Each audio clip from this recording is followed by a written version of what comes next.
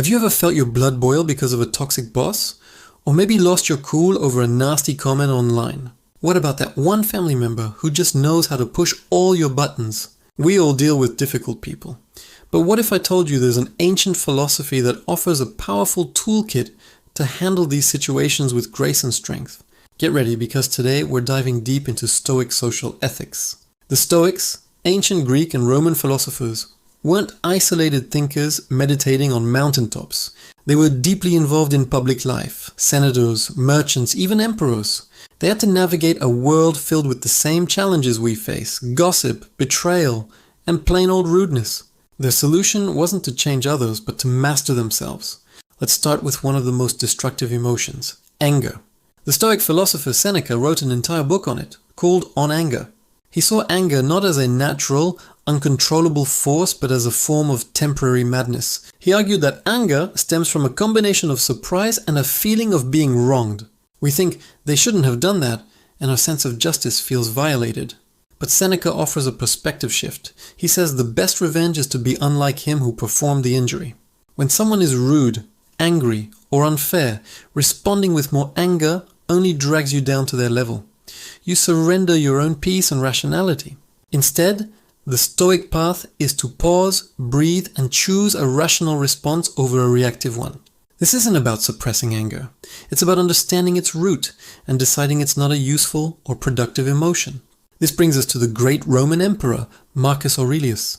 Every morning he would prepare himself for the day ahead with a powerful meditation. He wrote in his personal journal, "Begin the morning by saying to yourself, I shall meet with the busybody, the ungrateful, arrogant, deceitful, envious, unsocial." Sounds pretty pessimistic, right? But he wasn't just complaining, this was a mental rehearsal. He was reminding himself that people will act according to their own nature, their own ignorance, and their own problems. He went on to say they're like this because they cannot tell good from evil. He recognized that their behavior wasn't a personal attack on him, but a reflection of their own inner state. By expecting this behavior, he wasn't surprised or offended when it happened. He had already decided not to let it disrupt his own mission, which was to be a good person and do his job. He understood that their actions couldn't harm his character unless he allowed them to. So how do we apply this ancient wisdom to our modern lives? Let's look at 3 common scenarios. First scenario, the toxic boss. Imagine your boss publicly blames you for a mistake they made. Your first instinct is probably a rush of anger and injustice. The Stoic approach isn't to yell back or quit in a rage. It's to first pause. Recognize the feeling of anger for what it is, a judgment that you've been unfairly treated. Now, reframe it. Your boss's behavior is a sign of their own insecurity and poor leadership.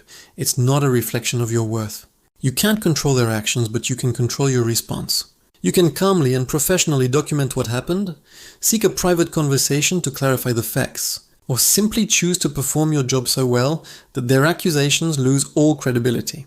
Your focus shifts from reacting to their toxicity to acting with integrity. Second scenario, the internet troll. You share something you're super proud of and then bam! A stranger drops a nasty comment.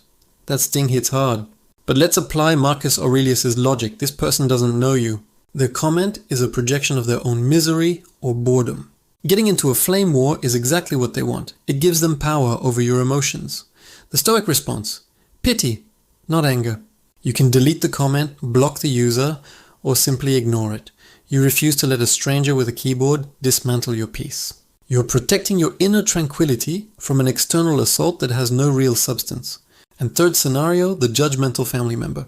At a family gathering, an aunt comments on your career choices, your relationship status, or your lifestyle. It feels personal and hurtful. Here, the Stoic virtue of justice comes into play. Stoic justice isn't just about laws. It's about treating all members of the human community with fairness and kindness, because we are all interconnected. Your aunt's judgment comes from her own worldview and anxieties. Instead of a sarcastic comeback, you could try to understand her perspective even if you don't agree with it. You could say, "I appreciate your concern, but I'm happy with my choices." You set a boundary calmly and kindly, refusing to let her judgment define your happiness while still treating her with the respect a family member deserves. This is true strength. This leads us to a core Stoic concept, the inner citadel. Imagine your mind is a fortress. The opinions of others, insults and misfortunes are like armies laying siege to it. They can shout, they can attack, but they cannot break through the walls unless you lower the drawbridge and let them in. Your reason, your principles, and your character are the walls of this fortress. When someone throws an insult your way, it's just their opinion. It only becomes an insult if you accept it as true and let it wound you. The Stoics teach us to be vigilant gatekeepers of our minds. We get to decide what we let in. The praise of others shouldn't inflate our ego, and their criticism shouldn't crush our spirit. Our self-worth comes from within, from living by our values and acting with virtue. This is why the Stoics emphasized the virtue of justice, which for them meant being fair, kind, and socially responsible. Marcus Aurelius constantly reminded himself that humans were made for one another. He wrote, "Men exist for the sake of one another. Teach them then or bear with them." The first choice is always to try and help, to gently correct or educate. But if that fails, we must bear with them, understanding their flaws without letting those flaws corrupt our own character. Being kind to someone who is unkind isn't a sign of weakness, it's the ultimate display of strength. You are refusing to let their negativity become your own. So let's bring it all together. What is the most important lesson from Stoic social ethics? It's this: the world will present you with difficult people and challenging situations. That is a given. You cannot control the traffic, the economy, your boss's mood, or what a stranger says online. The only thing you truly have absolute control over is your own mind, your response, your judgment. As the Stoic philosopher Epictetus said, "It's not things that upset us, but our judgment about things." The insult from a troll is just words. The unfair criticism from your boss is just an opinion. The judgmental comment from a relative is just a perspective. None of these things can truly harm your inner self, your character, your soul, unless you give them permission. The only thing that can truly hurt you is your own reaction. When you choose reason over rage, understanding over offense, and virtue over vengeance, you are not just surviving social challenges. You are thriving. You are building an unshakable inner peace. If this resonated with you, hit that like button and subscribe to Inner Stoic Guide for more wisdom. Thanks for watching.